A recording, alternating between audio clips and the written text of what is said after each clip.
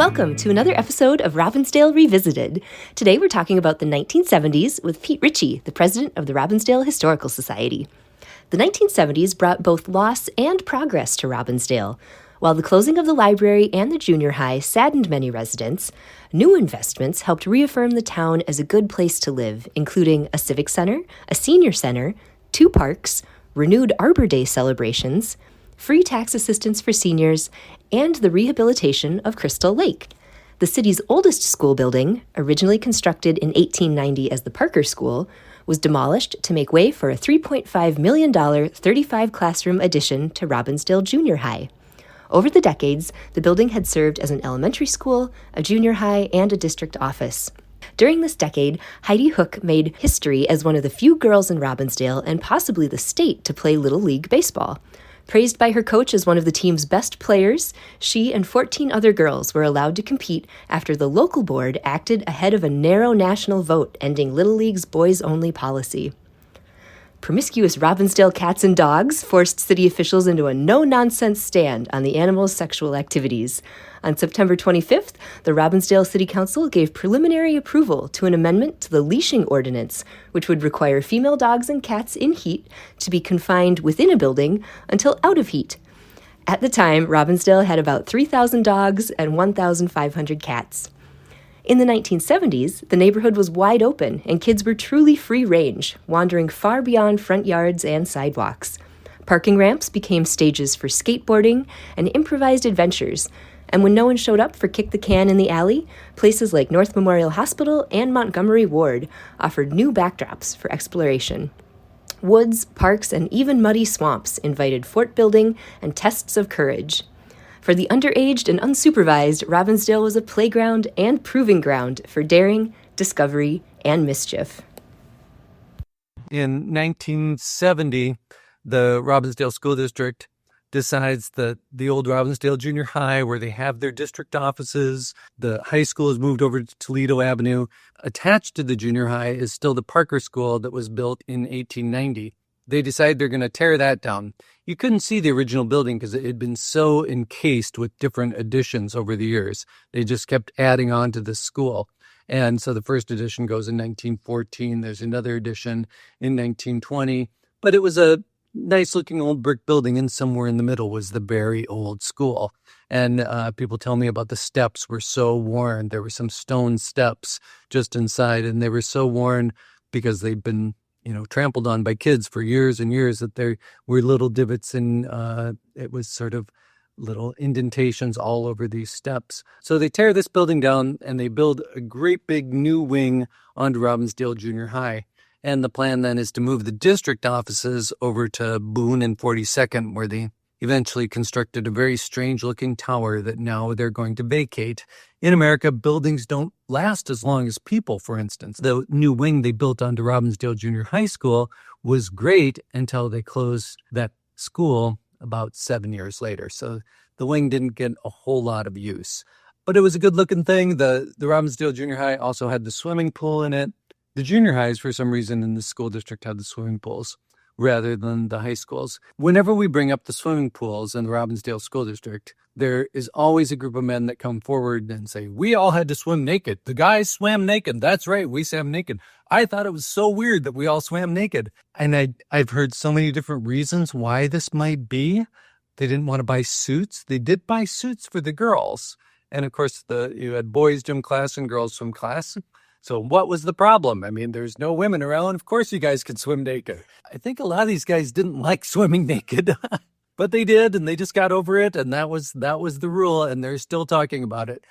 Somebody recently sent me an article that had been published in Fargo, of all places, of somebody who grew up in this area, and they were just recounting this story again, because it just never gets old to think of these poor boys and how they didn't get any swimsuits, and they just had to get out there and swim. And why was that okay? Or even a good idea?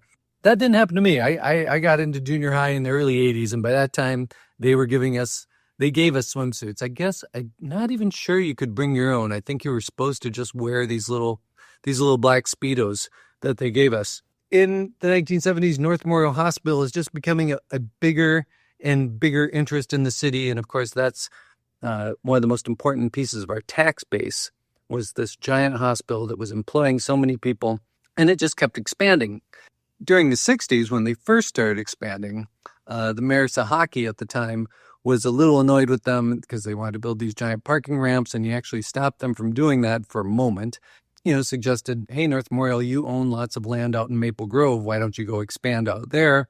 Eventually they did, of course, but they kept building onto the big hospital on Lowry.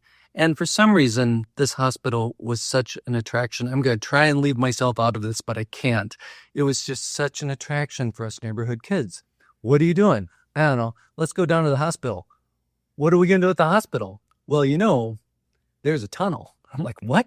There's a tunnel? These kids take me down there, and underneath Oakdale Avenue, between North Memorial Hospital, and then they had built a new office building on the other side of the street called the Oakdale Medical Center.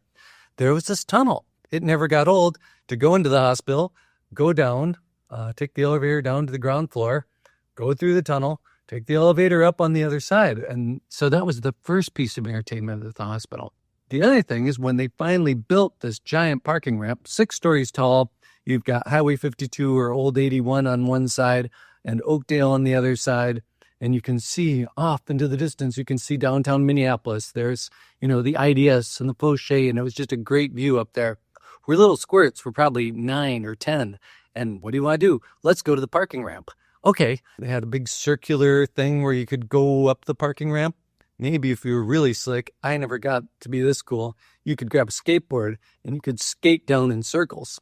What I did get to do that was fun on the parking ramp is we took our G.I. Joes and we made them plastic bag parachutes. And you go up to the 6th floor of the parking ramp and you fling them off and they sail over there off into the middle of Highway 52 or wherever they're going to land. And we did that a couple times. And then, I remember this guy, an old security guard. He must have been, in his 60s or 70s. And he snuck up behind us. I mean, how could we not hear him? He was... and all of a sudden he's like, hey, you kids, come with me. Of course, he's kind of marching us out of there. And at some point we figure out we're not really going to go with you to wherever the security office is or wherever you think you're taking us. And we just run. As soon as we hit the ground floor, it's like, run. And so off we go. And he's yelling in the background, but it was just background noise. However, not everybody in the neighborhood was as thrilled with the hospital as we were. There was a neighbor and a friend of mine's dad who built a big sign, and his house overlooked Manor Park. And so as they kept building things and were blocking his view of the sky, I guess, or just he didn't want to look at the backside of the hospital. And as the hospital does things like add a heliport, they had a helicopter that would land out in front of the emergency room, and that was noisy. Puts up a big sign that says, is North Memorial ruining our neighborhood? And I think that sign was up for at least 5 or 6 years. So there was a little bit of protest about this giant hospital and their parking ramps, but they just kept going. They built another parking ramp and another 6-story wing and made them the regional medical care center that they are now. The other thing that was odd about the hospital is it had this restaurant in front. This is where we would go out to eat for some reason. So, we're like 13, 14, and we'd get the guts up to ask a girl if they want, hey, let's go out to eat. Or, why don't you meet me at the hospital? What? Why would anybody want to meet you at the hospital? But sure, there's a hospital here and it's got this restaurant out in front, and it sort of feels like you're in a city because there's these tall buildings around you. And so we would go in and, of course, it was a waiter or a waitress would come to the table. And so it was a class joint. And we didn't have our own phones, so there were phone booths in the hospital. So if we wanted to just go talk to somebody on the phone for hours and hours, and maybe it was somebody we didn't want to talk to in front of our parents or in our own house, maybe if you weren't lucky enough to have your own phone in your own room, you would go down to the hospital and put in a dime and sit in that phone booth. And, well, I'm sure there were people that had far more important business to discuss, but there were plenty of phone booths. And if we were taking up one for a long time, that would be fine. So Robbinsdale continues to be a powerhouse in sports, our wrestling team, our basketball team, and of course we get women's sports in the 1970s. So they build a great big wing onto the Robbinsdale High School and they put a new gym there. In theory, that is going to be for all the women's sports like the gymnastics, and then we had a tennis team, and we had a girls swim team, and they just kept adding them as we went along. By the mid 70s, you get a girls softball team. Also at the time, which, it's hard to believe that this was ever controversial in any way at all.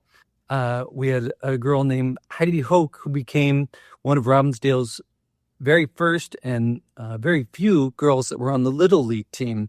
They ran into a little pushback because you had some other teams that didn't want to play a team with a girl on it. There was a lawsuit filed, and of course she got to play. She won the suit, and but this was happening all over the country. The National Little League rescinded its boys-only policy shortly after Heidi Houck won her little lawsuit. So Heidi and 14 other girls got to play because the Robbinsdale Little League board, before the national office, voted 8-7 to let girls compete. So not sure that Robbinsdale really had a big role in that, but it seems like it would have been inevitable. But we played our part. In 1976, sadly, the bicentennial year, the city has put up these little signs as you drive into town that say, we're going to celebrate the bicentennial. Let progress be our heritage. And that sign goes up.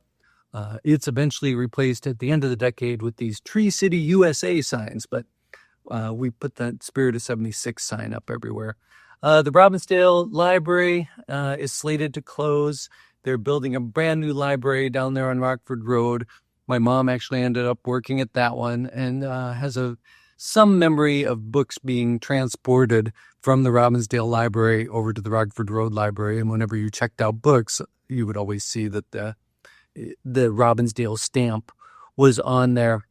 Milo Milkey, who had been the principal over at the high school and had served on various boards around town and advised the city council. And he was furious about the library being closed. He only lived about a block down. I'm sure that had a lot to do with it. And he wasn't a member of the library club, but he spoke to them often enough. But they decided to close the library despite all the protests. And, there were a couple other really strange ideas to actually pick up this building and move it over to where Grazier Park is. And you would create this little area where you would have your library building. You would have this little stone fireplace, and it never got anywhere, but the plans were drawn up and saved over at City Hall for a number of years. So when the library closes, the library club decides, and their membership at this time is mostly in their 70s and 80s. We really don't want to have to deal with the building. They decide to give the building to the city of Robbinsdale. There's some paperwork to be filled out. It is agreed that they're not going to meet here anymore. They're just meeting in people's houses at that point. So the city agrees to it, and because this land was donated by the Parker family for a library, and the library club kind of kept that in there, and so this land always has to be for a civic purpose, and the city decides at some point we're going to get the Robin Gallery in here. And that's a civic purpose. We've got a nonprofit art gallery to promote culture in the city, etc. The next tenant is actually the Teen Annex, which was a teen sexual health advisory place. They also had a pool table in the basement, but it was a place where people could come in and talk to somebody, get some counseling around birth control. They did venereal disease testing. And so since the junior high was just down the block or something, the joke was always, hey, Mom, I got to stay after school and take a test. But they were here for, over a decade. In the 1980s, they actually, while there were abortion protests going on West Broadway, the teen clinic was actually firebombed in our basement here. And there's a sort of a striking picture in the Minneapolis Star-Tribune where you have this woman with her hands on her hips standing in the burned out office, just staring into the camera, furious. And they never did find out who did it. In a rare exception to the rule, the Robbinsdale Fire Department, which is only about 2 blocks down from here, managed to get here in time, and that's why we're still sitting here, because the building was saved. The teen clinic got a grant, they remodeled, continued on with their services. The Robbinsdale Historical Society, and this is strange that It's a piece of history that we're not even sure of. For a long time, we met in City Hall occasionally. Then we met in the basement of the fire station. It appears from the usual roundup of unreliable sources that the Historical Society didn't get into this building until the 90s. The Historical Society gets founded in 1978, and all the names, when I look at who started the Historical Society, it's all the people who started Robbinsdale. There's two Shumways, and they were some of the first settlers here, of course. There's a Girling and an Ambrose, and of course their Girling house is still over there on Crystal Lake, and one of our members still lives at that house. Has been in the family since 1917, and the Ambrose house is just above Guarantee State Bank, or Citizen State Bank as it's called now, and that one was also built in 1917. But it's the families and the sons and daughters, or maybe in some case grandsons and granddaughters of the pioneers that came here and settled it. And it's kind of a story that I notice. I can't believe how many families in Robbinsdale stay here generation after generation. Not only stay here for generations, but pass the same house along. When I was growing up, I lived next door to a family where Grandma had bought the house and built it. Her daughter was living in it.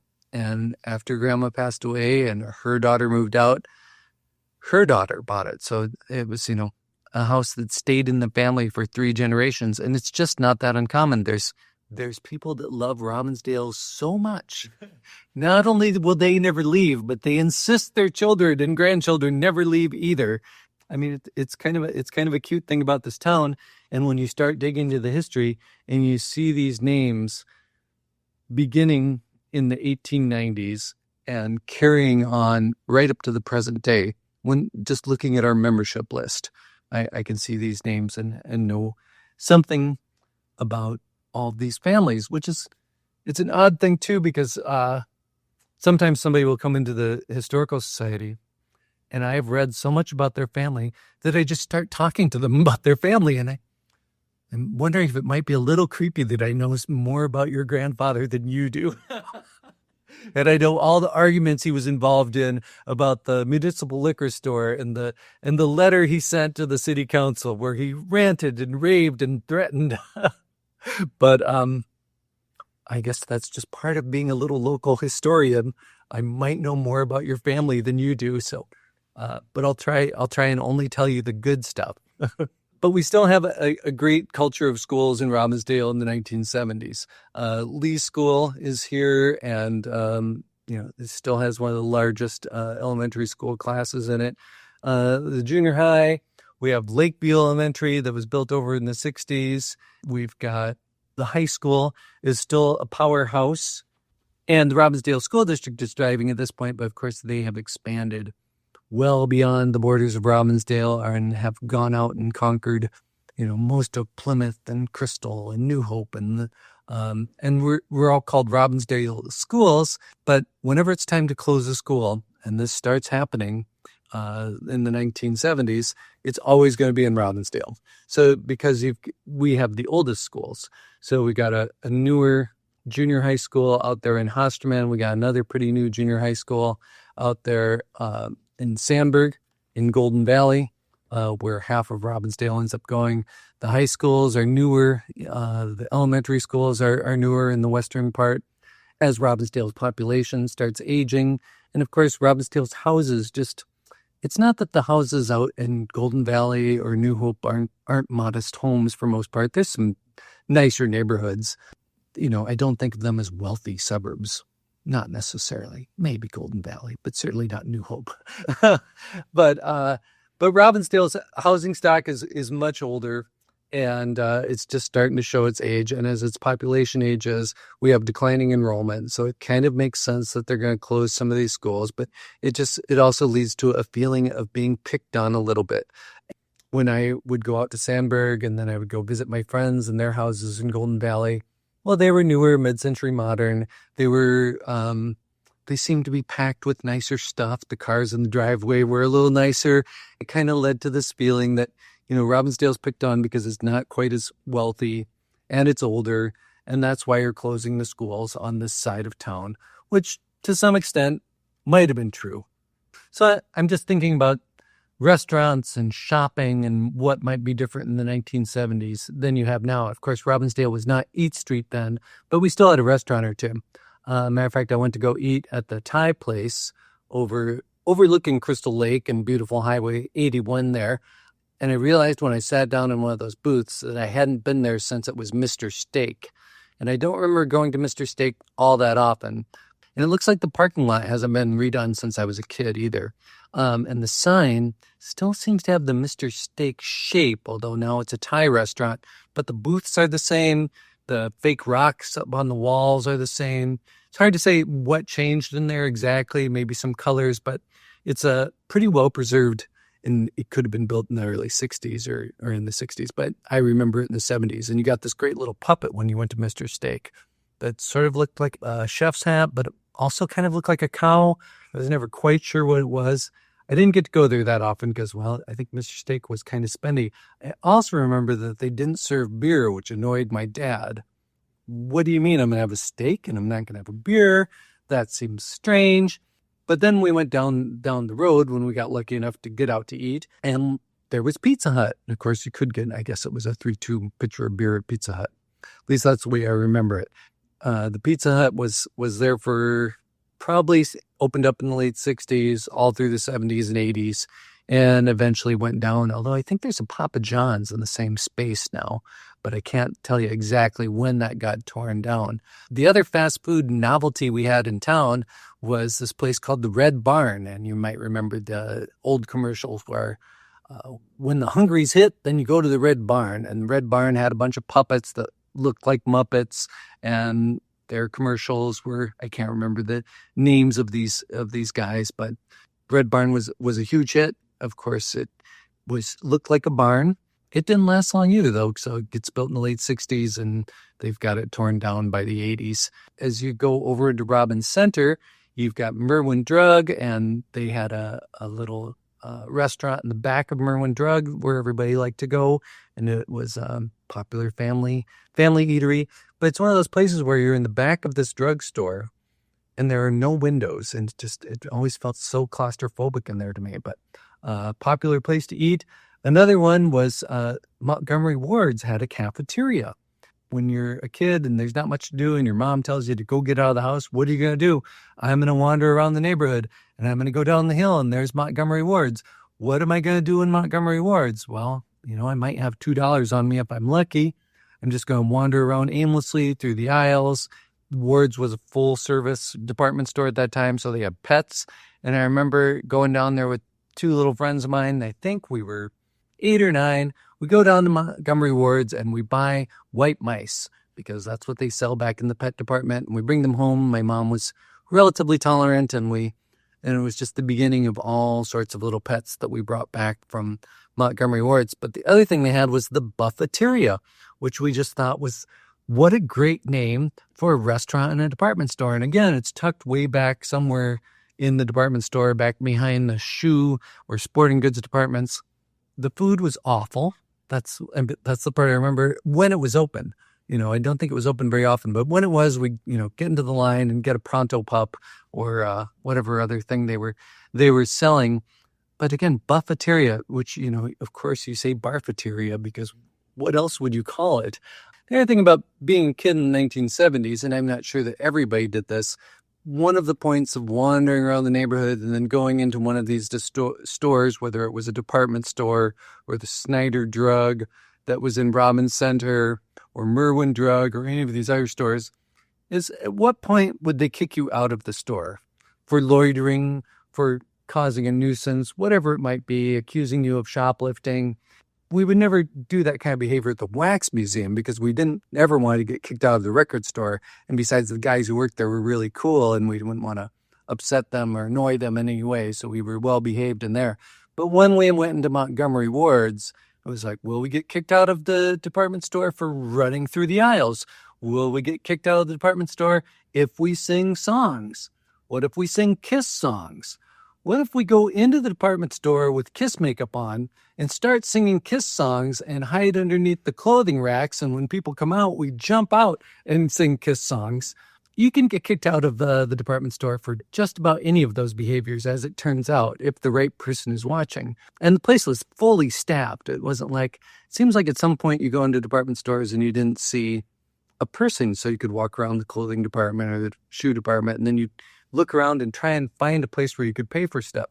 Back then, there were little counters there, and there was always somebody standing at that counter, so it didn't take long to get kicked out. But that's okay if you get kicked out at Ward's, because then you can just go down to Robbins Center or go into Merwin Drug and see how quickly they'll kick you out of the store and how angry they'll get.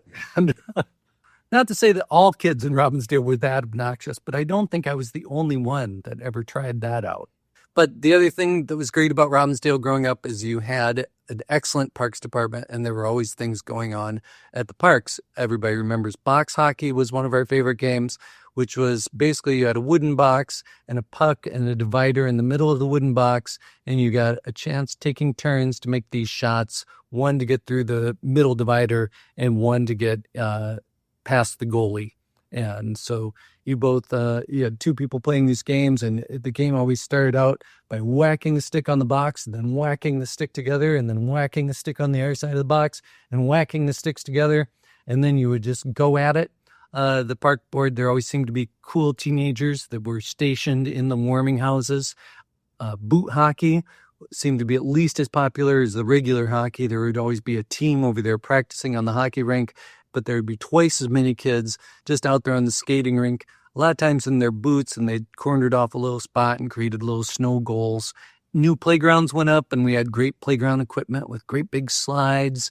There was t-ball, and then there was Little League, but the t-ball teams, you would have a great big championship, and you'd end up with a trophy if your team won, and you got to go play at the different parks all around Robbinsdale. And the funny thing I remember about t-ball is the outfield, they would stick the little kids in the outfield. Well, how many kids should be in the outfield? Let's just put 8 of them out there.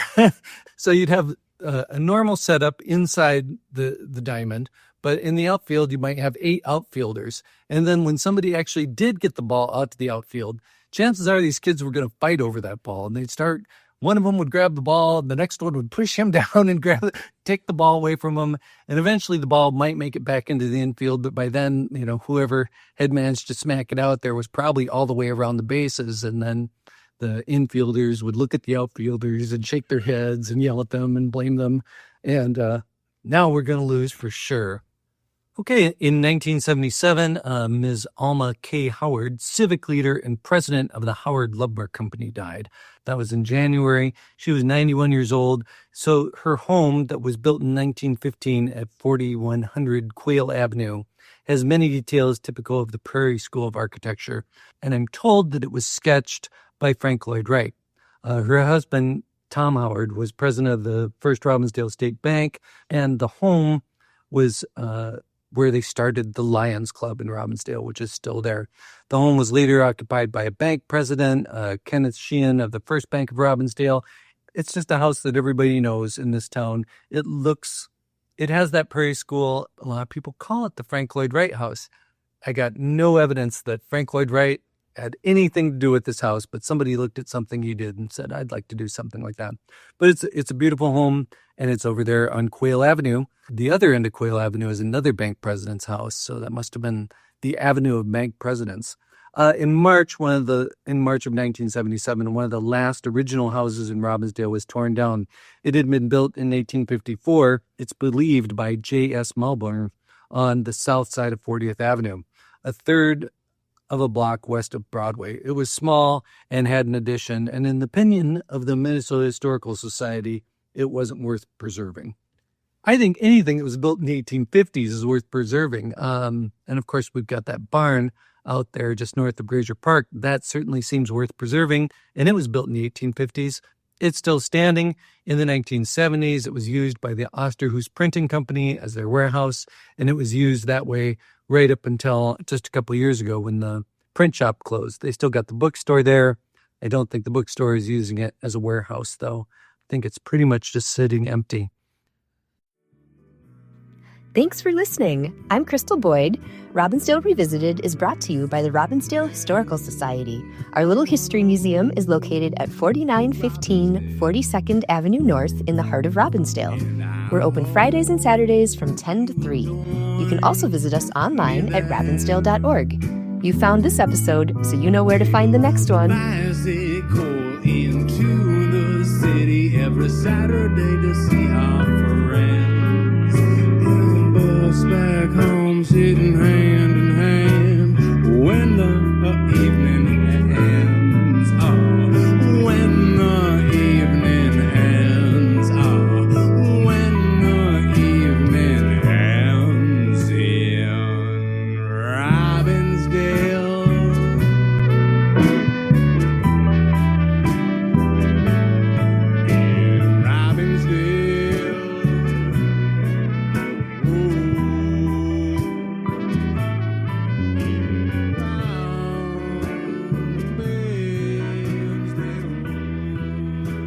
Our theme music is provided by Gabe Barnett and Them Rounders.